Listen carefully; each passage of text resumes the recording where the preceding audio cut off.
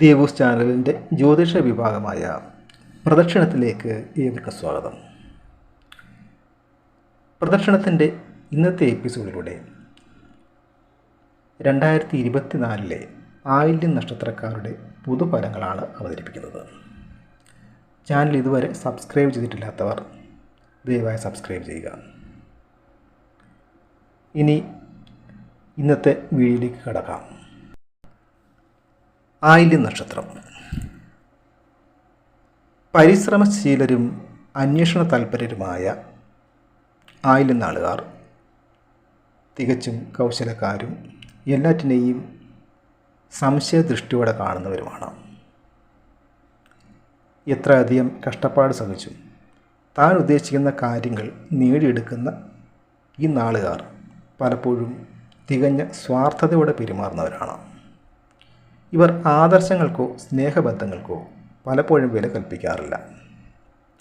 നേതൃത്വ പദവി അലങ്കരിക്കാൻ യോഗമുള്ളവരായ ആയില്യം നാളുകാർ മറ്റുള്ളവരെ അന്ധമായി വിശ്വസിക്കാത്തവരും സ്വന്തം കാര്യങ്ങൾ മറച്ചു വെച്ച് പെരുമാറാൻ ആഗ്രഹിക്കുന്നവരുമാണ്. നല്ല ഭാഗ്യശാലികളായ ആയില്യം നാളുകാർ സുഹൃത്തുക്കൾക്ക് വേണ്ടി എന്തും ചെയ്യാൻ മടിയില്ലാത്തവരാണ്. തികഞ്ഞ അഭിമാനബോധികളായ ഈ നാളുകാർ തങ്ങളുടെ അഭിമാനത്തിന് ക്ഷതമേൽക്കുന്നത് ഒട്ടും തന്നെ സഹിക്കുന്നവരുമല്ല.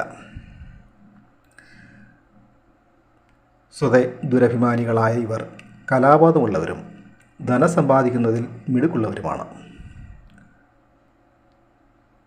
മധ്യ വയസ്സിന് ശേഷമാണ് ഇവരുടെ ജീവിതത്തിൽ ഉയർച്ച ഉണ്ടാകുന്നത്.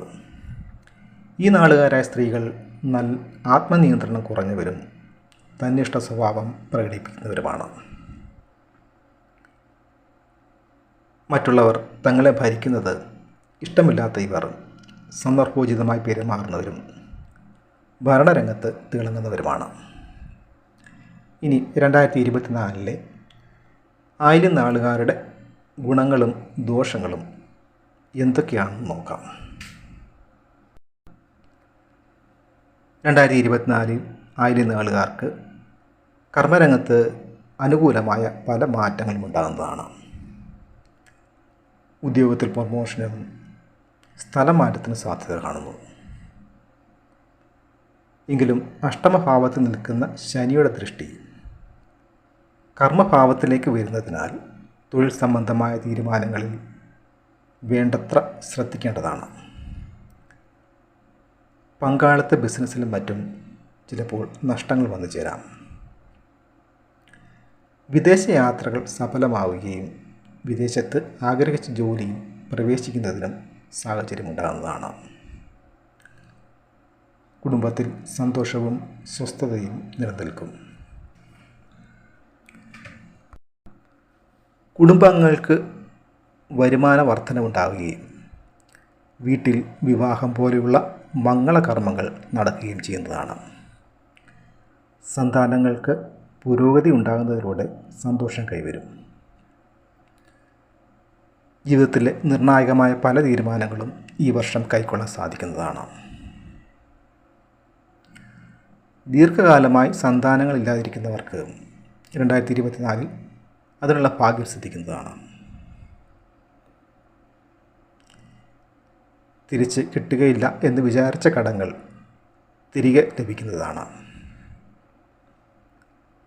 കുടുംബത്തിൽ മാതാവിനും സഹോദരങ്ങൾക്കും രോഗങ്ങൾ വന്നു ചേരുന്നതിലൂടെ സാമ്പത്തികമായ ചെലവുകൾ വർദ്ധിക്കും. വാഹനം മാറ്റി വാങ്ങുന്നതിനോ പുതിയത് വാങ്ങുന്നതിനോ സാധിക്കും. പരമ്പരാഗത കലാകാരന്മാർക്കും കലാരംഗത്ത് പ്രവർത്തിക്കുന്നവർക്കും അർഹിക്കുന്ന അംഗീകാരം ലഭിക്കുന്നതാണ്. മറ്റുള്ളവരുടെ എതിർപ്പിനെ മറികടന്ന് എടുക്കുന്ന തീരുമാനങ്ങളിലൂടെ വിജയം നേടാൻ സാധിക്കും. രാഷ്ട്രീയ രംഗത്തും പൊതുപ്രവർത്തന രംഗത്തുമുള്ളവർക്ക് പലവിധത്തിലുമുള്ള നേട്ടങ്ങളും അംഗീകാരങ്ങളും ഈ വർഷം ഉണ്ടാകുന്നതാണ്. വിദ്യാർത്ഥികൾക്ക് പഠനകാര്യങ്ങളിൽ കൂടുതൽ ഏകാഗ്രത പുലർത്തുന്നതിനും പഠനത്തിൽ മികവ് തെളിയിക്കുന്നതിനും 2024 സാധിക്കുന്നതാണ്.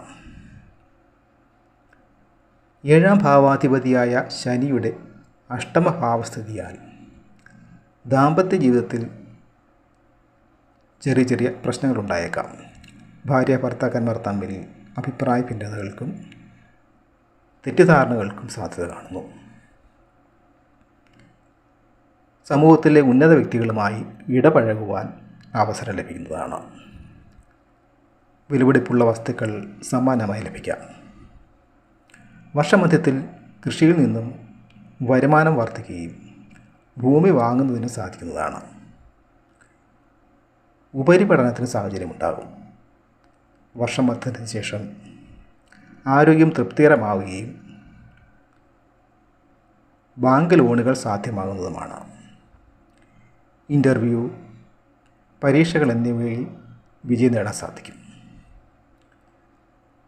വേണ്ടപ്പെട്ടവരുടെയോ ഗുരുസ്ഥാനീയരായവരുടെയോ വിയോഗം മനോദുഃഖത്തിന് കാരണമാകും. വരുമാനത്തിൽ വർധനവുണ്ടാകുന്നതാണ്. വർഷാവസാനത്തോടെ എല്ലാ മേഖലകളിലും ഗുണകരമായ മാറ്റങ്ങൾ പ്രകടമാകും. കുടുംബത്തിൽ സന്തോഷവും സമാധാനവും കുടുംബാംഗങ്ങൾ തമ്മിൽ അഭിപ്രായ ഐക്യവും പ്രകടമാകുന്നതാണ്. സന്താനങ്ങൾക്ക് പുരോഗതി ഉണ്ടാകുന്നതിലൂടെ സന്തോഷം കൈവരും. കടങ്ങൾ വീട്ടുവാനും മാറ്റിവെച്ചതോ നടക്കാത്തതോ ആയ വിവാഹങ്ങൾ നടക്കുകയും ചെയ്യുന്നതുമാണ്. വ്യാപാര രംഗത്ത് പുരോഗതി ഉണ്ടാവുകയും സാമ്പത്തിക നേട്ടം വർദ്ധിക്കുകയും ചെയ്യും. ആയില്യം നാളുകാരുടെ ഭാഗ്യദേവതകളായി പറയുന്നത് മഹാവിഷ്ണുവും ശിവനുമാണ്. ഗുണദോഷ സമ്മിശ്രമായ ബാല്യകാലമായിരിക്കും ആയില്യം നാളുകാരുടേത്. ഏകദേശം 40 വയസ്സിന് ശേഷമായിരിക്കും ഇവരുടെ ജീവിതത്തിലെ നല്ല സമയം ആരംഭിക്കുന്നത്. ആയില്യം നാളുകാർ ശുക്രൻ, ചന്ദ്രൻ, രാഹു എന്നീ ഗ്രഹങ്ങളുടെ ദശാകാലങ്ങളിൽ വിധിപ്രകാരമുള്ള ദോഷപരിഹാര കർമ്മങ്ങൾ അനുഷ്ഠിക്കേണ്ടതാണ്. കൂടാതെ നക്ഷത്രാധിപനായ ബുധനെ പ്രീതിപ്പെടുത്തുവാൻ ആവശ്യമായ പൂജകളും കർമ്മങ്ങളും നടത്തുക. ബുധനാഴ്ചകളിൽ ശ്രീകൃഷ്ണ ക്ഷേത്രത്തിൽ ദർശനം നടത്തുകയും ആയില്യം നക്ഷത്രവും ബുധനാഴ്ചയും ചേർന്ന് വരുന്ന ദിവസങ്ങളിൽ വിധിപ്രകാരമുള്ള വ്രതാനുഷ്ഠാനങ്ങൾ നടത്തുകയും ചെയ്യുന്നത് അനുകൂല ഫലങ്ങൾ നൽകും. കൂടാതെ ഇവർ സർപ്പപ്രീതിക്കാനുള്ള കർമ്മങ്ങളും പൂജകളും അനുഷ്ഠിക്കുന്നതും ആയില്യം നാടുകളിൽ സർപ്പക്ഷേത്രങ്ങളിൽ ദർശനം നടത്തുകയും ചെയ്യുന്നത് ഉചിതമായി പറയുന്നു.